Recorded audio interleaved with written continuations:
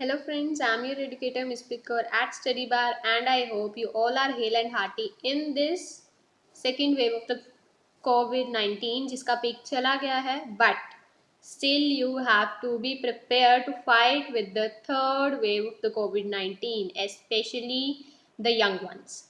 Clear? And I hope that your parents or the people above 18 are getting vaccinated and it's too necessary to get vaccine so मतलब vaccinated vaccine ले लो clear so आज हम क्या करने वाले हैं today we are gonna do the first chapter of which of political science of civics power sharing अच्छा अभी पावर शेयरिंग में हम क्या पढ़ेंगे पावर शेयर होना आप समझोगे कि पावर कैसे शेयर होती है what we will study in power sharing ठीक है I told you that I upload the next video on mathematics I am so sorry for it I didn't get the time to prepare the presentation but absolutely अगली video पक्का maths की होगी and thanks for your great support of the last video and one girl named Muskan Goyal she was asking me about when will the next video come so today it's the next session of the class 10 series शुरुआत so let's make a beginning by starting this chapter किसकी beginning कर रहे हैं हम आज social science की clear so it is the first chapter of social science which is power sharing तो power sharing का हम एक ओवरव्यू देख लेते हैं that what we will study in power sharing before that first subscribe to our channel a small family of 42 members and I think it will increase soon with your support and also press the bell icon to get the latest notifications so now let's quickly start this chapter with taking its small overview with this chapter we resume the tour of democracy we started last year we noted we noted last year that in a democracy, all power does not rest with any organ of the government, and intelligent sharing of power among legislature, executive, and judiciary is very important to the design of a democracy. In this and the next two chapters, we carry this idea of power sharing forward. We start with two stories from Belgium and Sri Lanka. Both these stories are about how democracies handle demands of power sharing. The stories yield some journal conclusions about the need of power sharing in democracy. This allows us to discuss various forms of power sharing that will be taken up in the following two chapters. Mainly, we are going to cover the story of Belgium, the story of Sri Lanka and the forms of power sharing in this chapter. और कुछ नहीं है इस chapter में श्रीलंका की story में क्या होता है इन द श्रीलंकन स्टोरी वहां पे क्या होता है तमिल्स होते हैं सिन्हालाज होते हैं I am giving you short overview of the chapter there are Sinhalas and the Tamils और जो सिन्हालाज हैं they are the major group of the Sri Lanka तो जो सिन्हाला क्या बोलते हैं कि Tamils we will not respect anything about Tamils means they do not say this but the orders which are being made by them they show this thing that they show disrespect to the Tamils either they are Sri Lankan Tamils or either they are Indian Tamils clear वहीं उन्होंने जो government थी वहां की ने उसने इसका कोई मतलब कंक्लूजन नहीं निकाला they were taking the same thing कि हाँ ठीक है डिसरिस्पेक्ट हो रही है तो हो रही है बट और उससे क्या हुआ there was a civil war between the Sinhalas and the Tamils वहीं दूसरी तरफ in the Belgium government took specific steps to solve the problem between the French Dutch and many Germans who were living over there तो यहाँ पे इनकी stories बता के आगे आपको क्या है forms of power sharing then your chapter ends मतलब बहुत छोटा चैप्टर है simply now let's start this chapter Belgium and Sri Lanka firstly let's get a small overview कि बेल्जियम है कहाँ कितनी पॉपुलेशन है क्या है कैसे लोग रहते हैं कौन कौन सी कम्युनिटीज रहती हैं that all we are gonna study now clear now Belgium is a small country in Europe smaller in area than state of Haryana तो मतलब बेल्जियम एक बहुत छोटी कंट्री है which is smaller than Haryana जो हरियाणा है in our India they are comparing it with Indian state Haryana मतलब जो बेल्जियम है that is smaller than Haryana it has borders now these things are to remember See, you can underline these things in your book. Belgium is a small country in Europe, smaller in area than the state of Haryana. It has borders with France, the Netherlands, Germany and Luxembourg. It has population of little about 1 crore, about half of the population of Haryana. So still here ethnic group, the ethnic you need not to download according to मतलब इसे underline करने की जरूरत नहीं है. You need not to underline this. According to me, the ethnic composition of this small country is very complex. Now what do you mean by ethnic? Ethnic से आपको क्या मतलब पता चलता है? So here is a definition in the glossary of ethnic: a social division based on culture, based on shared culture. People belonging to the same ethnic group believe in their common descent in because of similarities of physical type of both culture, or we can say both the things. They need not always have the same religion or nationality. Now ethnic क्या है? Same social division, एक social division जो कि culture को share कर रही है. अभी पीपल ऐसे नहीं होगा कि जो एथनिक ग्रुप्स हैं, जो सेम एथनिक ग्रुप्स हैं, तो उनका एक ही रिलीजन होगा, एक ही नेशनलिटी होगी. दिस इज नॉट, मतलब ये ज़रूरी नहीं है. This need not to be mandatory. Mandatory नहीं है कि जो, हाँ, जो हिंदू होगा, जो इंडिया से बिलोंग करेगा, that will only come into the Indian ethnic group. That is not like that. I am just giving you an example. तो एथनिक ग्रुप्स में क्या होता है? कॉमन ग्रुप है जो एक कॉमन थॉट में बिलीव करे, एक कॉमन लैंग्वेज में बिलीव करे. That is an ethnic group. और जरूरी नहीं है they are of the same religion, they are belonging to the same nationality. Clear? Let's come over here. Of the country's total population, 59% live in the Flemish region. Now just underline it. Of the country's total population, 59% live in the Flemish region and speak Dutch language. अभी जो country की 59% language है, sorry 59% population है, वो कहाँ पे रहती है? फ्लेमिश रीजन में रहती है. In which region it lives? It lives in the Flemish region. Clear? और वहां पे कौन सी लैंग्वेज स्पीक करते हैं वो? They speak Dutch language. Clear? They speak Dutch language. Now let us change the color with pink. Another 40% live in the Wallonia region. In which region? Wallonia. Remember it. Concentrate on what I am speaking and try to understand it. तो इसके बाद भी आपको chapter पढ़ने की जरूरत नहीं पड़ेगी if you are seeing the whole video. So see till the end. Clear? Wallonia region and speak French. Wallonia region में जो 40% of the population रहती है, वो क्या बोलती है? That speaks French. Remaining 1%. Now see who opened you. Remaining 1% of the Belgians speak German. जो 1% अभी बच गए, the 1% left, they are doing what? They are Belgians. Means वो बेल्जियम में रहते हैं, है ना? नो अभी रहते तो बेल्जियम में, फ्लैमिश रीजन में रहते हैं, मतलब सारे ही बेल्जियंस हैं. वो क्या बोलते हैं? They speak German. जो 1% बच गए, they are not living in a particular area, they are spreading over different areas. मतलब फ्लैमिश रीजन में भी होंगे, वेलोनिया रीजन्स में भी होंगे. दे आर मतलब अलग अलग जगहों पे रहते हैं, नॉट जगह.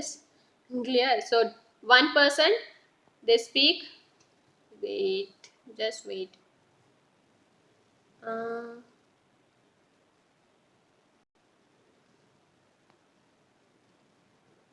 just wait.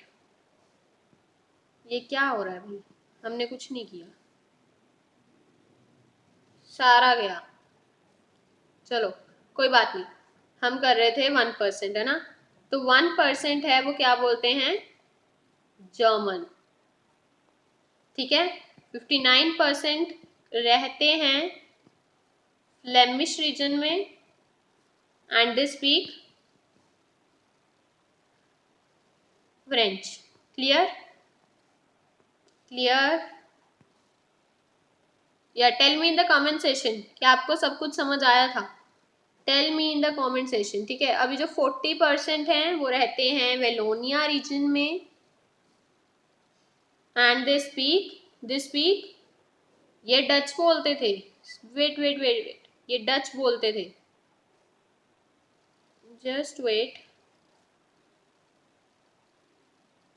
I can go with this method because मुझे इरेज करने में बहुत ज़्यादा टाइम लगेगा। जो ये थे फ्लैमिश वाले थे ये बोलते थे डच, मुझे अभी याद आया है, मैं तो गलत लिखवा रही हूँ।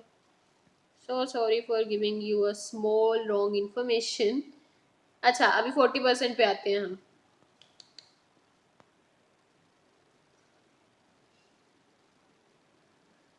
Just wait for a minute. चलो, 40% थे, they were living in the Wallonia region. अभी मैं 3 बार रिपीट कर चुकी हूँ, अगर अभी भी याद नहीं हुआ तो फिर मैं कुछ नहीं कर सकती। क्लियर? वेलोनिया रीजन में अभी क्या बोलते हैं, वो फ्रेंच बोलते हैं। ठीक है, now remember it because it is too important. In the capital city Brussels, now this is again a point to learn. Belgium की कैपिटल क्या है? Brussels. What is the capital of Belgium? It is Brussels. Clear? 80% people speak French while 20% are Dutch speaking. Now see, 40% में से जो majority है वो कहाँ पे रहती है? ब्रुसेल्स में रहती है। ब्रुसेल्स में रहती है मीन्स टू से ब्रुसेल्स में रहती है 80% लोग ब्रुसेल्स में फ्रेंच बोलते हैं। So they are Wallonia region में, मतलब they live in Wallonia region. तो 40% में से मतलब बहुत ज़्यादा मेजोरिटी कहाँ पे रहती है? ब्रुसेल्स में रहती है और फ्रेंच स्पीकिंग पीपल, और 20% ही हैं just which are speaking Dutch language. Clear? The minority French speaking community was relatively rich and powerful. अभी जो minority थी, फ्रेंच माइनॉरिटी थी ना, बिकॉज दे वर जस्ट 40%, तो वो पावरफुल भी थे, दे वर रिच। मतलब चाहे माइनॉरिटी थी वो, बट रिलेटिवली रिलेटिवली इन्होंने वर्ड क्यों लिखा है? In comparison to the Dutch speakers, उनके कंपैरिजन में जो ये फ्रेंच स्पीकर्स थे, they were rich and powerful. This was represented by the Dutch speaking community who got the benefit of economic development. Just wait. Sorry, that was one of my friends call.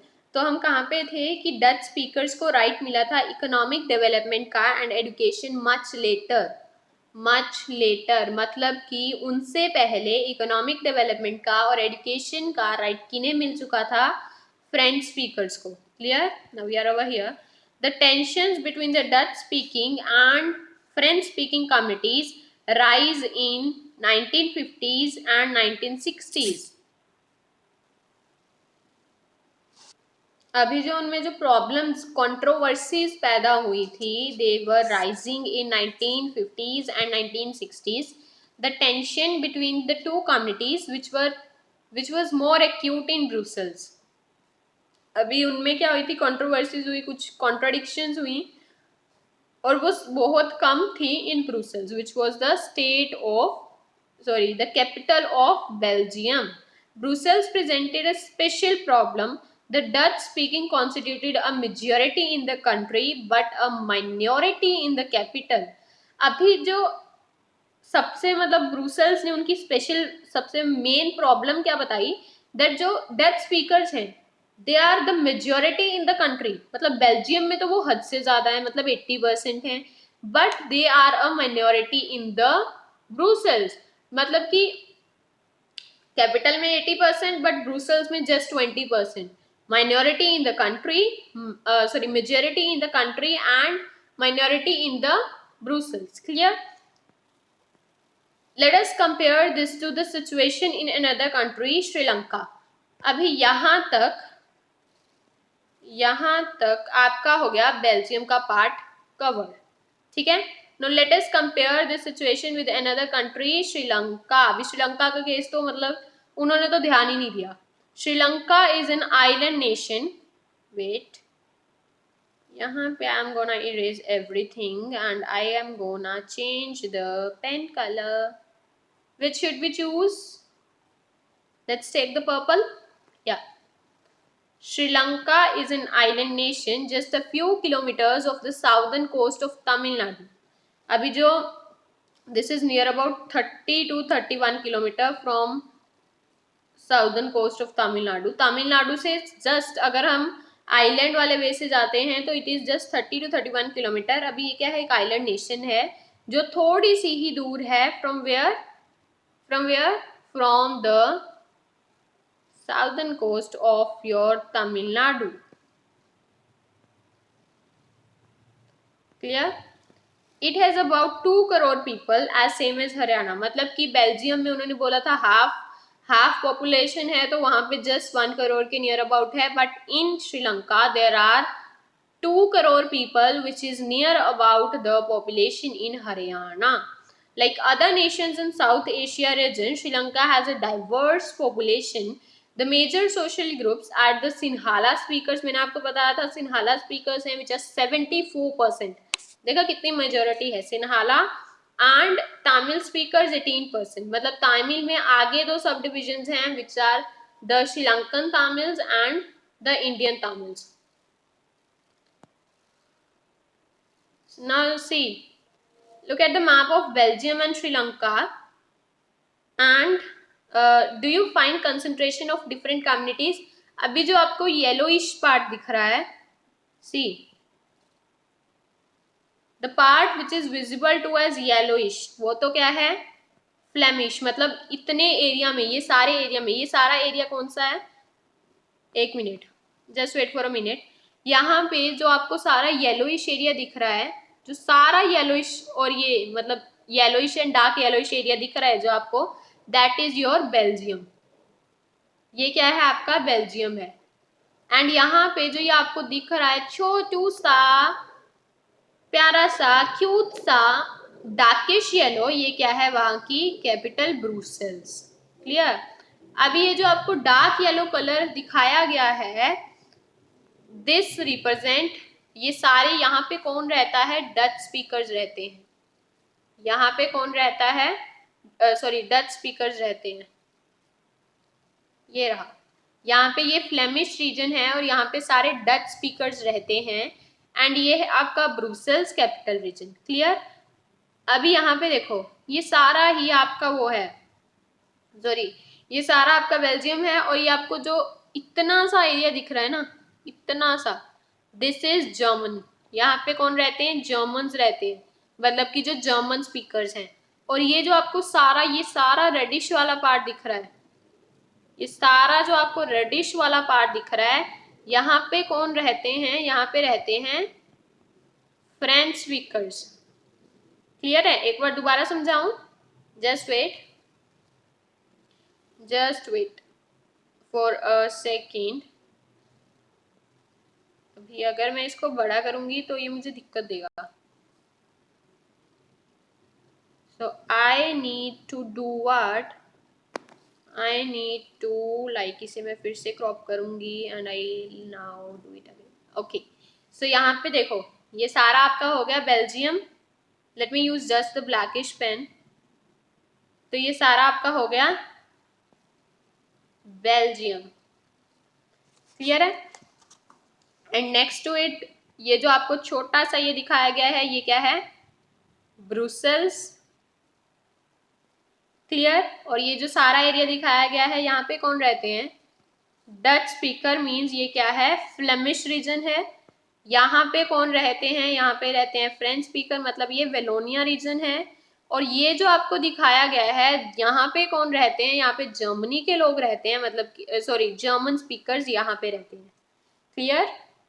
Is it clear now. मैं 2 times मैं भी explain कर चुकी हूँ कि आपको दोबारा इसे पढ़ना ना पड़े ना. सी, हम बात कर रहे थे श्रीलंका की at present. I called Sri Lankan Tamils, मतलब कि 13% जो श्रीलंका के तमिल्स हैं वो हैं Sri Lankan Tamils which account for 13% of the 18% left, sorry 17%. The rest whose forefathers came from India as plantation workers during colonial period are called Indian Tamils. As you can see from the map, Sri Lankan Tamils are concentrated in the north and the east of the country. यहाँ पे श्रीलंका का map कहाँ पे है? I can't see the map of Sri Lanka over here. कहाँ पे? ये रहा, फाइन, ये रहा, ये हम देखते हैं, एक minute. Sri Lankan Tamils are concentrated in the north and east of the country. Most of the Sinhala speaking people are Buddhist. अभी Sinhala speaking है वो क्या है? Mostly they are Buddhist. And while most of the Tamils are Hindus or Muslims. अभी जो Tamils हैं mostly they are either the Hindus or the Muslims. There are about 7% Christians who are both Tamil and Sinhala. अभी 7% उनमें से Christians हैं, जो मतलब उनमें से आधे या आप आधे से ज़्यादा कह लो वो सिन्हालाज भी हैं, वो तमिल्स भी हैं। Clear? Just imagine what could happen in situation like this. In Belgium, the Dutch community could take advantage of its numeric majority and force its will on the French and the German-speaking population.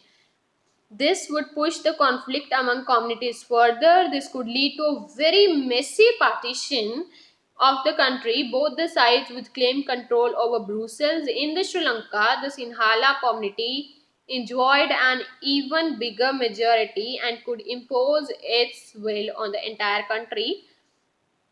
Now let us look what happened in both these countries. पहले हम पढ़ेंगे majoritarianism in Sri Lanka. ठीक है, तो यहाँ today will just cover majoritarianism in Sri Lanka. अगली video में will cover accommodation in Belgium. अगली वीडियो में इसी चैप्टर को खत्म कर दूंगी। क्लियर? In the next video I will complete this chapter only. उसके बाद फिर हम मैथ्स का धमाल उड़ाएंगे, मैथ्स कैरी ऑन करेंगे फिर। क्लियर? नाउ पहले हम क्या देखें, यहाँ पे मैप देखते हैं। सी, ये आपका सारा क्या है? श्रीलंका है। It has a rounded shape ना, it has a very rounded shape. चलो इसे हम छोटू सा कर लेते हैं, थोड़ा सा छोटू कर लेते हैं। नाउ सिन्हालीज, जो आपको सारा येलोइश पार्ट दिख रहा है, दे आर ऑल सिन्हालास। वो सारे क्या हैं? वो सारे हैं सिन्हालास।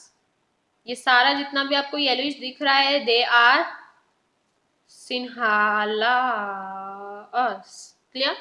नाउ जो आपको ये हल्का हल्का सा ये यहाँ पे, ये यहाँ पे, ये यहाँ पे, ये यहाँ पे, यहाँ पे, यहाँ पे, यहाँ पे, जहाँ पे भी आपको डार्क रेडिश या you can say maroon colour दिख रहा है, वहां पे कौन है? हमारे इंडियन तमिल्स, बोले भाले इंडियन तमिल्स। क्लियर? यहाँ पे जो आपको ऑरेंज पार्ट दिख रहा है, यहाँ पे कौन है? श्रीलंकन तमिल्स। यहाँ पे हैं श्रीलंकन तमिल्स। और ये जो आपको राउंडेड दिख रहे हैं, यहाँ पे रहते हैं मुस्लिम्स।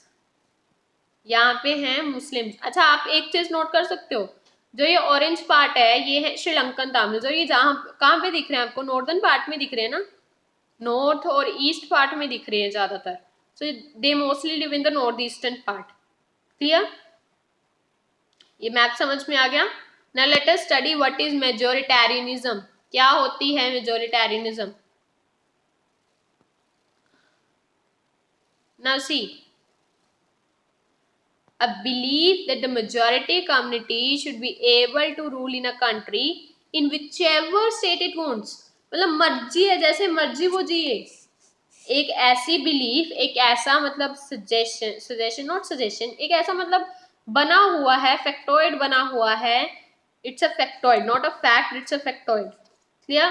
तो एक ऐसा फैक्टॉइड बना हुआ है कि जैसी भी वे में एक कंट्री रूल करना चाहे, जो वहाँ की क्या है? मेजॉरिटी है, वो जैसे भी कंट्री को रूल करना चाहे, चाहे जो माइनॉरिटीज हैं उनको डिसरिगार्ड करे, चाहे उनकी लैंग्वेज को उन्हें रिस्पेक्ट करे, चाहे ना करे, जैसे मर्जी वो कुछ मर्जी कर सकते हैं, कुछ मर्जी ना करें। ठीक है?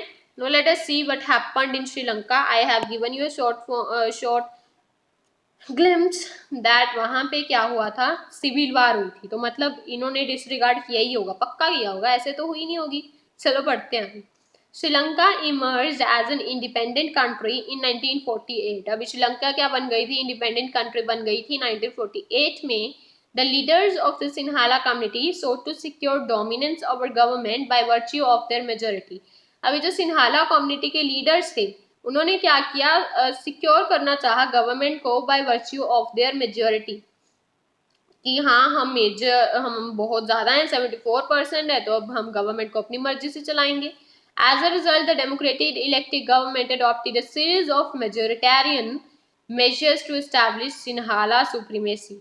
Now see, in 1956 an act was passed to recognize Sinhala as the official language, thus disregarding Tamils. अभी 1956 में उन्होंने ये एक्ट पास कर दिया कि सिन्हाला जो है that is the national official language of the Tamil of the Sri Lanka, और उससे क्या हुआ, this was disrespecting the Tamils. The government followed provincial policies that favored Sinhalas. Applicants for university positions and government jobs. A new constitution stipulated that the state shall protect and foster Buddhism. मतलब उन्होंने इतने ज़्यादा laws बना दिए थे कि मतलब अगर किसी को यूनिवर्सिटी में जाना है, गवर्नमेंट जॉब लगना है, तो उसकी मतलब सबसे पहली वो मांगे कि that you should be Sinhala. ठीक है, सबसे पहले वो क्या डिमांड करेंगे कि आप क्या होने चाहिए, आप एक सिन्हाला कम्युनिटी से बिलोंग करने चाहिए, दैट उसी के कारण आप जा पाओगे, otherwise you are not allowed. मतलब first preference was given to the Sinhalas. Clear? यहाँ तक क्लियर है? Give me a big thumbs up in the comment session. Clear? उसके बाद उन्होंने क्या किया, कॉन्स्टिट्यूशन में ये भी बोल दिया कि स्टेट को किसे प्रोटेक्ट करना है, बुद्धिस्ट को प्रोटेक्ट करना है. All these government measures coming one after the other gradually increase the feeling of alienation among the Sri Lankan Tamils. अभी इससे क्या आ रहा था, उनमें गुस्सा आ रहा था. They were filled up with the anger in them. They felt that none of the major political parties led by the Buddhist Sinhala leaders was sensitive to the language and culture. They felt that the constitution and government policies denied equal rights, denied them equal political rights, discriminated against them in getting jobs and other opportunities, and ignored their interest. As a result, the relations between the Sinhala and the Tamil communities strained over time. The Sri Lankan Tamils launched parties and struggles for recognition of Tamil as an official language for regional autonomy and equality opportunity in securing education and jobs. अभी उन्हें बहुत गुस्सा आ रहा था कि क्या है ये, मतलब दे शुड रिस्पेक्ट अस. ठीक है, वो कुछ भी बनाए, but they should also respect the minority ना. दे शुड मतलब ठीक है, दे कैन से कि जो सिन्हाला है that is the official language, but Tamils should not be forced to speak the official language. This could be also said, but उन्होंने ऐसा नहीं बोला. तो इससे अभी तामिल्स में भी गुस्सा था. तामिल्स ने क्या किया, स्ट्रगल शुरू कर दी, स्ट्राइक्स शुरू कर दी, इकट्ठे हो गए वो सारे. उन्होंने बोला कि अभी तमिल को ऑफिशियल लैंग्वेज बनाओ. But the demand for more autonomy to provinces populated by the Tamils was repeatedly denied. पर उनकी जो ये सारी डिमांड्स थी, उन सभी को क्या किया गया, मना किया गया. By 1980s, several political organizations were formed demanding an independent Tamil Eelam state in northern and eastern parts of Sri Lanka. अभी 1980s में जो वहाँ की पॉलिटिकल ऑर्गेनाइजेशंस थी, उन्होंने बोला कि तामिल इलम एक स्टेट बनाई जानी चाहिए in northern and eastern parts of Sri Lanka जो तामिल्स की हो. Clear? The distrust between the two communities turned into widespread conflict. It soon turned into a civil war. अभी ये जो उनके बीच में डिस्ट्रस्ट था, एक दूसरे के ऊपर भरोसा ही नहीं था, दैट अगर ठीक है वो कुछ कर रहा है तो वो कुछ सही कर रहा होगा, बट नहीं, हमने तो भरोसा करना ही नहीं है. बट बिकॉज जो कुछ दूसरा मेजॉरिटी थी that was not doing right with the minority, तो भरोसा रहेगा कैसे. Clear? It soon turned into a civil war. As a result thousands of people were killed. अच्छा, पता है आपको ये एंड कब हुई? ये जो सिविल वॉर थी ये खत्म पता है कब हुई? इन 2009. कब शुरू हुई? 1981. जहां तक मेरा आइडिया 1981 या 1991 में, यहाँ पे इन्होंने लिखा नहीं है वैसे. 1981 या 1991 में ही ये शुरू हुई थी और 2009 तक चली थी. आई वॉज वंडरिंग कि इतनी देर तक चली. Then I studied on it. There were 4 wars. Sri Lankan first civil war, Sri Lanka second civil war, Sri Lanka third civil war, and the Sri Lanka 4th civil board. तो आज का topic हमारा खत्म हो गया, and अगली video तो बहुत छोटी होने वाली है बिकॉज रह गया accommodation in Belgium and forms of power sharing। छोटी तो नहीं होगी because we are having these small stories, these small cartoons which are too interesting to read, really too interesting to read them। ये देखो खालिल्स dilemma, ये बेचारे को car पता नहीं स्कूटर नहीं चलाना आता था this was something over there. Forms of power sharing है, उसके बाद लास्ट इस चैप्टर की वीडियो होगी solutions and some important questions. Clear? So till then take care and bye bye। और अगली वीडियो में, और अगली video that will be coming in 2 to 3 days, that will be a tribute from my side to the doctors by a small poem which I have written according to my knowledge, and in that animations will be there, so please support that and please really don't go out of your houses, that's too harmful for you। मतलब some people they are thinking that this is nothing, कोई Covid नहीं है, कुछ नहीं है, but when it happens ना, then that people come to know that it is really a thing which harms। अभी peak चला गया, it doesn't mean that covid is over। till now 3 lakh cases, near about 3 lakh cases are coming, and 4,000 people are dying every day। 4,000 peoples, can you imagine that? 4,000 people हर रोज इतने लोग मर रहे हैं। so please do not go out of your houses। I am making videos for you, and many other YouTubers are making videos for you so that you can get study from your home as well। Even your schools would be doing too much hard work to save you from this COVID pandemic। So please do not go outside, and I really give a salute to the doctors and all the COVID warriors, mainly the doctors who are doing this जो risky job है उनका। They are treating the covid patients, so any time covid can also attack on them. Even चाहे उन्होंने कितनी मर्जी PPT kit डाली हुई है, still there is a risk to get covid. So really salute to them. तो उनके लिए please for the doctors only, not on my saying, please for the doctors don't go out of your houses। so till then bye bye and take care। bye everyone। oh, just wait।